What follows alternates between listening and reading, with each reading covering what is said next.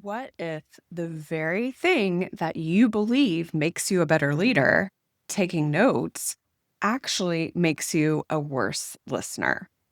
So, in today's episode, I'm going to share with you why note taking during one on one meetings may be holding you back from truly hearing your team and what you can do instead to become the type of leader who people trust, respect, and look up to and open up to.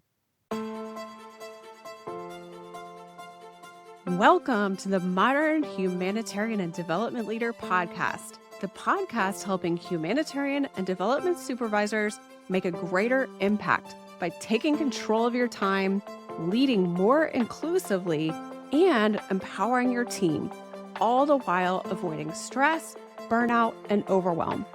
I'm your host, leadership coach, and former aid worker, Tori Peace. Are you ready?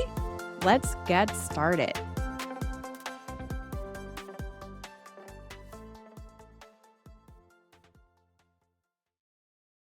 Hello, my aspiring modern NGO leader. I hope you're having a wonderful week. So, I've had so many leaders ask me in the past, can I take notes while I'm coaching someone?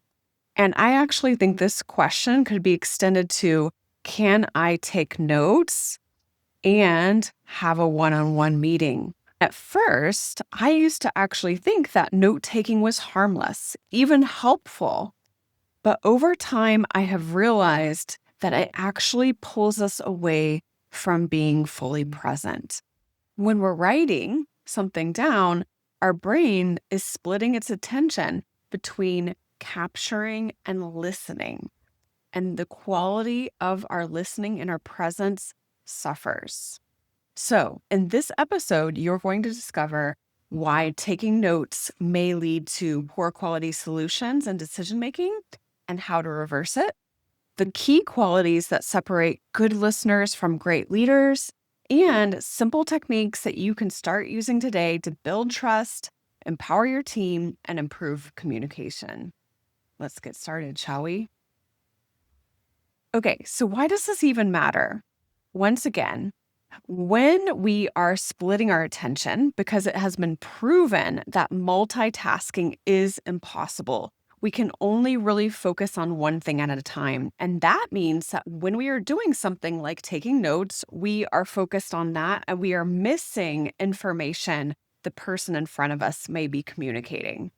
So that means you might miss their words, you might miss their tone, their emotion, or their body language, all of which can communicate more information.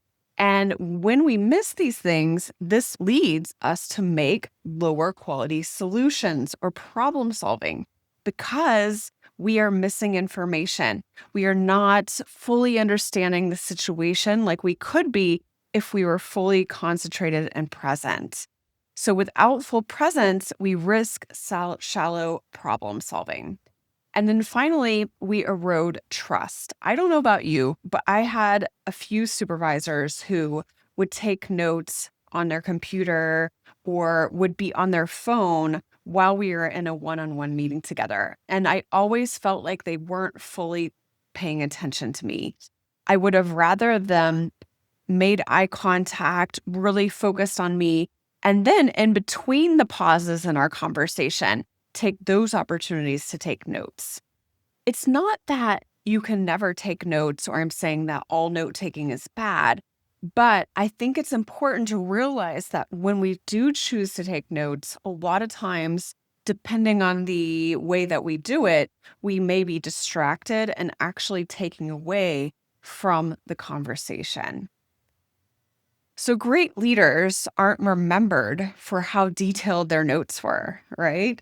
I don't know about you, but we don't ever talk about the type of notes that some of the great leaders in history have taken. They're more remembered for how deeply they listened, how deeply they felt and understood other people. So there's a time and a reason to take notes. Once again, if you are easily distracted and you need a way to focus and you feel that taking notes or writing something or doodling something helps you, that's okay. But I want you to also understand the potentially missed opportunity and really making a more human connection when we take less notes and we focus more on the other person and being present. And when I say being present, I just mean really fully focusing on the moment, on what the person is saying, and everything about being what makes a better listener.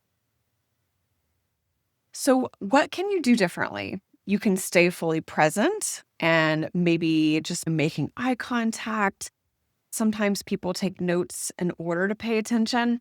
So instead of paying attention to the notes, maybe you can pay attention to the mouth of the other person or really tune into their emotional tone of voice or really tune into the details on their face or other things that will also help you to focus and become fully present.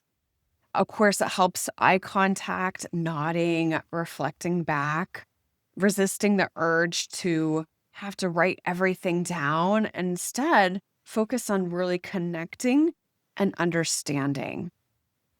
And then also trusting yourself to recall the idea behind the conversation later. And I promise you, the more fully present and focused you are, the more you'll be able to recall later. And so then you can take your notes on the things that are most important to remember about the conversation rather than trying to write everything down.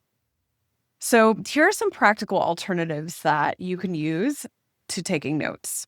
One is, of course, technology. We have so many great things technology wise, which can help us to take notes. There's the AI apps, there's Zoom, I know has note taking features now. You can ask the person to record the conversation and use Otter or one of the other transcription services approved by your organization to take notes for you. I see these things all the time already being used. So why not allow that to take notes for you? Also, practice exercises. If you are having trouble staying present during a conversation or focusing, one thing you can do is just practice. And this is something that I actually teach in my course, Becoming the Modern Humanitarian and Development Leader. And that is how to listen without an agenda. In other words, really fully focus on listening on the other person without thinking about what you're saying next or a question to ask or anything like that. So your only job is to just really focus and pay attention to what the other person is saying. So this might be a journey for you to become a better listener. So challenge yourself to take notes and slowly move toward none at all or fewer at least. Those new to coaching or doing this type of thing in a one-on-one meeting may take notes in the beginning, but the best coaches are those who really just listen and only take notes very rarely on occasion. If you absolutely must jot something down, just do it sparingly. And if you are on a call, then let the person know why that you're going to be taking notes so they know why you are either typing on your computer or why you are looking down. And then after the meeting, take a few minutes and write down the 3 most important points that you need to remember or that, your action plan and next steps while they're still fresh. Also, I like the idea of asking the other person to take a few notes after the meeting and send them to you so that you have an agreed upon understanding of what was discussed and what are the next steps. Okay, so here's my challenge for you this week. Have one-on-one meeting where you put down the pen completely. You put away the phone, put away the computer if it's not online, and you don't take any notes. You just listen and really pay attention to what the other person is saying. And afterwards, write down only the top 3 takeaways from your discussion. Notice how the conversation feels different and how much more connected your team member may feel to you and you to them as well. If you want to go deeper into exercises like this and develop the qualities of a modern humanitarian development leader, then registration is open right now for my course, Becoming the Modern Humanitarian and Development Leader. So you can check out the link for that in the show notes and sign up for the October 14th course. I hope to see you there. Okay, until next time, keep evolving. Bye for now. Are you the type of leader that tells others what to do? Or do you let them figure it out for themselves? Understanding your leadership style is the first step to deciding what's working for you and what's not. To find out your leadership style, take my free quiz, What is Your Leadership Style? You'll immediately find out your default style, how it may be impacting your team, and a few practical ways to become an even better leader. Just click on the link in the show notes, www.aidforaidworkers.com/quiz, fill out your quiz, and click submit. So what are you waiting for? Go to www.aidforaidworkers.com/quiz and discover your leadership style now. Your team will thank you for it.